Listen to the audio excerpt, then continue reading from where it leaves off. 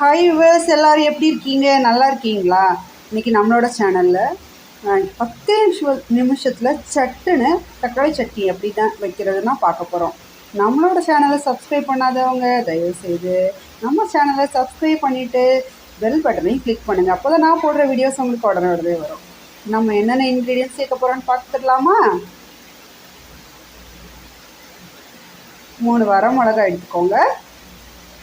சின்ன சைஸ் தக்காளி 2 எடுத்துக்கோங்க. பெரிய சைஸ் சின்ன வெங்காயம் 2 பல்லு பூண்டு, கருவேப்பிலை கொஞ்சமாக, அப்புறமா கடலைப்பருப்பு உளுந்தப்பருப்பும் தாளிக்கிறதுக்கு கொஞ்சமாக ஜீரகம், அப்புறமா நான் கடலை எண்ணெய் எடுத்திருக்கேன். உங்கள் வீட்டில் நீங்கள் என்ன எண்ணெய் யூஸ் பண்ணுறீங்களோ அந்த எண்ணெய் நீங்கள் எடுத்துக்கோங்க. இவ்வளோதாங்க இன்க்ரீடியன்ஸ். இனி இதுக்கு மேலே நம்மளுக்கு வேறு எதுவும் தேவையில்லை. கடைசியாக கொஞ்சமாக அரைக்கும் போது கொஞ்சமாக தேங்காய் மட்டும் கொஞ்சம் சேர்த்து அரைச்சிக்கோங்க. இப்போ ரொம்ப டேஸ்ட்டு சூப்பராக இருக்கும். அப்புறமா கடைசியாக தாளித்து நம்ம ஊற்றிடலாம். அவ்வளோதான். இப்போது ஒரு கடாயை அடுப்பில் வச்சுக்கோங்க. ஸ்டவ் ஆன் பண்ணி அடுப்பில் வச்சுக்கோங்க. சூடானதுக்கப்புறமா நம்ம எண்ணெய் ஊற்றிடலாம்.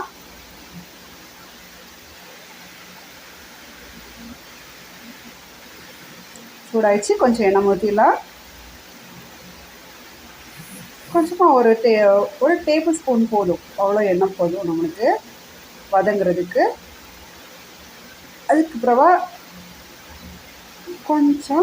நான் கொஞ்சம் ஃப்ளேம் கூட்டி வச்சுருக்கேன் சீக்கிரமாக எண்ணெய் காய்கிறதுக்காக. அதுக்கப்புறமா எண்ணெய் காய்ச்சதுக்கப்புறமா நம்ம ஒரு 1/4 டீஸ்பூன் சீரகம் சேர்த்துடலாம். இது நம்மளுக்கு இந்த கடலைப்பருப்பு உளுந்தம்பருப்பு அதெல்லாம் போடுறதுனால நம்மளுக்கு ஜீரண சக்தியை அதிகப்படுத்துறதுக்காக நம்ம கொஞ்சமாக ஜீரகம் ஒரு 1/4 டீஸ்பூன் அவ்வளோதான். அது கொஞ்சம் நல்லா எண்ணெயில் பொரிஞ்சிடட்டும். பொரிஞ்சதுக்கப்புறமா நம்ம கடலைப்பருப்பையும் உளுந்தப்பருப்பையும் அதில் போட்டுடலாம். பார்த்திங்கன்னா ஜீரகம் நல்லா பொரிஞ்சிருச்சு. பொரிஞ்சதுக்கப்புறமா கடலைப்பருப்பையும் உளுந்தப்பருப்பையும் அதில் போட்டுடலாம். இப்போ அது நல்லா செவக்கட்டும். அதாவது கோல்டன் ப்ரௌன் கலர் அப்படின்னு சொல்லுவாங்கள்ல, அந்த கலருக்கு வரட்டும்.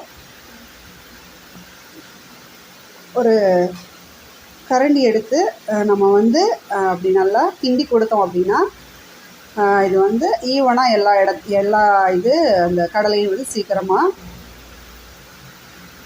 ப்ரௌன் கலர் ஆயிரும். ரொம்ப கறியை விட்டுறக்கூடாது. கறியை விட்டால் அந்த டேஸ்ட்டே மாறி போயிடும். ஒரு லைட்டாக ஒரு ரெட்டிஷ் ப்ரௌன், அவ்வளோதான். அந்த கோல்டன் கலர் அவ்வளோதான் உடனே அது வரைக்கும் போகுதும். அதுக்கப்புறமா நம்ம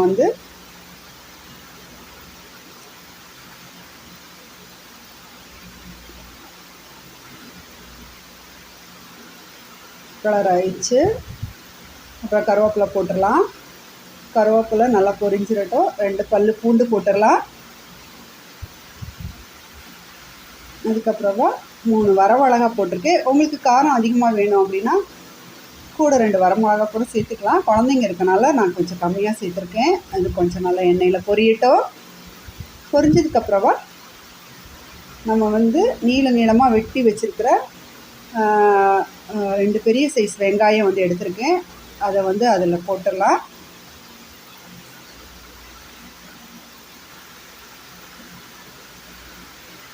இப்போ நான் யூஸ்வலாக இதில் உப்பு சேர்க்க மாட்டேன். ஏன் அப்படின்னா எனக்கு உப்பு சேர்த்துட்டோம் அப்படின்னா கொஞ்சம் சீக்கிரமாகவே வணங்கிருச்சு அப்படின்னா அது அந்த பச்சை டேஸ்ட் ரொம்ப போகாது. சீக்கிரமாக வணங்கிடும். அந்த எண்ணெயில் கொஞ்சம் தண்ணி ஊற்றுன மாதிரி ஆகிடும். அதனால் நான் கொஞ்சம் எண்ணெயிலே வேக வைக்கிறதுக்காக எண்ணெயில் உப்பு சேர்க்க மாட்டேன். அது உங்களோட இஷ்டம். நீங்கள் உப்பு சேர்த்தீங்க அப்படின்னா உங்களுக்கு கொஞ்சம் டேஸ்ட் வேறு மாதிரி இருக்கும்.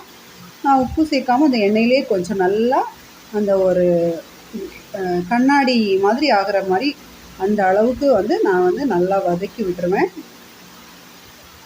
அதே மாதிரி நீங்களும் நல்லா வதக்கிக்கோங்க. இப்போ பாருங்கள், உங்களுக்கு தெரியும் எந்த அளவுக்கு. இன்னும் பார்த்தீங்களா, போட்ட 2 வெங்காயமும் இந்த அளவுக்கு நல்லா வணங்கிடுச்சு. அதுக்கப்புறமா நம்ம இந்த அளவுக்கு வணங்கினா போதும்.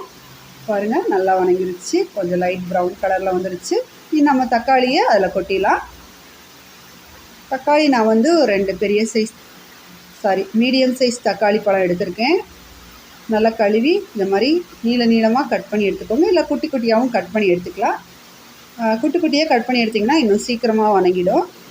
நம்ம வந்து இப்போ இது சீக்கிரமாக வணங்குறதுக்காக நம்ம வந்து கொஞ்சம் உப்பு சேர்த்துக்கலாம். இப்போ கொஞ்சம் உப்பு சேர்த்துக்கணும். அப்புறம் நம்ம அரைக்கும் போது நம்மளுக்கு ஃபஸ்ட்டு வந்து மிக்சியில் கொஞ்சம் 2-3 வருஷத்து ஓட விட்டுட்டு கொஞ்சம் நல்லாவே அரைச்சிட்டு அதுக்கப்புறம் பத்தலைன்னா நம்ம கொஞ்சம் கூட உப்பு சேர்த்துக்கலாம். நம்மளோட தேவைக்கு உப்பு சேர்த்துக்கலாம். நான் இப்போ கொஞ்சமாக தான் சேர்த்துருக்கேன். நான் ஒரு கொஞ்சம் 2-3 சொத்து விட்டதுக்கப்புறமா தேவைக்கு மறுபடியும் கொஞ்சம் உப்பு சேர்த்துப்பேன் அரைக்கும்போது. அவ்வளோதான். தக்காளி வந்து நல்லா வணங்கணுங்க. நம்ம வந்து அப்பப்போ கொஞ்சம் அமுக்கி பார்த்துக்கோங்க. தக்காளியை இந்த கரண்டியை வச்சு இப்படி அமுக்கி பார்த்தீங்க அப்படின்னா தக்காளியை அப்படி அமுக்கி 2ஆக பிஞ்சிடணும். அந்த அளவுக்கு நம்ம வணக்கணும். ரொம்ப பேஸ்ட் மாதிரி ஆக தேவை கிடையாது. அந்த அளவுக்கு கொஞ்சம் நல்லா எண்ணெயில் வணங்கணும். அப்போ தான் அதோட டேஸ்ட் வந்து ரொம்ப சுவையாக இருக்கும். இல்லைனா ஒரு மாதிரி ஒரு தக்காளியோட அந்த ஒரு பச்சை வாசனை அதில் இருக்கும். சிலவங்க வந்து லைட்டாக மட்டும் வணக்கிட்டு டக்குன்னு மிக்சியில் போட்டு அடிச்சிருவாங்க. அது ஒரு டிஃப்ரெண்ட் டேஸ்ட்டாக இருக்கும். இந்த தக்காளி வந்து ரொம்ப நல்லா வணக்கிட்டு நீங்கள் அது கூட கொஞ்சமாக தேங்காய் சேர்த்து நீங்கள் அரைச்சி பார்த்தீங்க அப்படின்னா ரொம்ப டேஸ்ட்டாக இருக்கும். சரியான டேஸ்ட்டாக இருக்கும். ரொம்ப டேஸ்ட்டாக இருக்கும். நம்ம வந்து சட்டுன்னு ஒரு இட்லியோ தோசையோ ஊற்றிச்சு இந்த மாதிரி டக்குன்னு ஒரு ஃபாஸ்ட்டாக இந்த மாதிரி நம்ம தக்காளி சட்னி வச்சிடலாம். அதுவும் ரொம்ப டேஸ்ட்டாக வைக்கலாம். இல்லை உங்கள் வீட்டுக்கு ஏதாவது கெஸ்ட்டு வந்தாங்க, சீக்கிரமாக நம்ம வந்து சட்டுன்னு வந்து உங்களுக்கு ஏதாவது ஒரு டிஃபன் ரெடி பண்ணி கொடுக்கணும், நிறைய பேர் இருக்கனால வேறு ஏதாவது செஞ்சால் ரொம்ப டைம் ஆகும் அப்படின்னு நினைக்கிறவங்க இந்த தக்காளி சட்னியை வந்து இதே மாதிரி டக்குன்னு வேகமாக நம்ம வந்து செஞ்சிடலாம். இதை மாதிரி அமுக்கி பார்த்துட்டோன்னா அது வடி பிஞ்சிடணும் 2ஆக. அந்த அளவுக்கு நல்லா வணக்கி விட்டுருங்க. அப்போ தான் ரொம்ப நல்லாயிருக்கும். சரியா? நீங்கள் வந்து உங்கள் வீட்டில் எத்தனை பேர் இருக்காங்களோ அவங்களோட அளவுக்கு ஏற்ற மாதிரி நீங்கள் வந்து குவான்டிட்டியை வந்து இன்க்ரீஸ் பண்ணிக்கலாம். அதாவது தக்காளி வெங்காயத்தோட அளவையும் நம்ம வந்து அதிகப்படுத்திக்கலாம். சரியா? பார்த்தீங்கன்னா இன்னும் கொஞ்சம் லைட்டாக வணங்கட்டும். கொஞ்சம் நல்லா வணக்கி மட்டும் விட்டுடலாம். தக்காளியும் கொஞ்சம் வெங்காயம் வணங்குறதுக்கு மட்டும்தான் தக்காளி வணங்குறதுக்கு ரொம்ப லேட் ஆகாது. கொஞ்சம் வெங்காயம் வணங்குறதுக்கு மட்டும் தான் கொஞ்சம் லேட் ஆகும். தக்காளி கொஞ்சம் சீக்கிரமாகவே டக்குன்னு வணங்கிடும். கொஞ்சம் மீடியம் ஃப்ளேம்லேயே வச்சுக்கோங்க. ரொம்ப ஃபுல் ஃப்ளேமில் வச்சிங்கன்னா அடியில் பிடிச்சிரும். ஸ்டார்டிங்கில் கொஞ்சம் ஃபுல் ஃப்ளேமில் வச்சுட்டு அதுக்கப்புறம் கொஞ்சம் அது வெந்த உடனே மீடியம் ஃப்ளேமில் வச்சுருங்க. இல்லைனா தக்காளி வந்து கொஞ்சம் அப்படி அடிப்பிடிக்க ஆரம்பிச்சிடும். மீடியம் ஃப்ளேமில் வச்சு இதை மாதிரி நல்லா வணக்கி விட்டுருங்க. நல்லா கொஞ்சம் வணங்கிருச்சு. வணங்கினதுக்கப்புறமா கொஞ்சமாக தேங்காய் வந்து நம்ம வந்து இப்போ நல்லா வணங்கிருச்சு. இப்போ வந்து இதில் வந்து கொஞ்சமாக இந்த அளவுக்கு பாருங்கள், கொஞ்சமாக தேங்காய் சேர்த்துக்கிறேன். கொஞ்சமாக தேங்காய் சேர்த்தோம்னா ரொம்ப டேஸ்ட்டாக இருக்கும், சூப்பராக இருக்கும். இதுக்கு புளி அதெல்லாம் எதுவும் சேர்க்க தேவையில்லை. இதுவே நல்லாயிருக்கும்.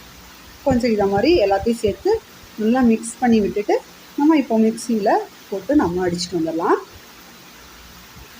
நம்மளோட தக்காளி சட்னி சூப்பராக ரெடி ஆயிடும்.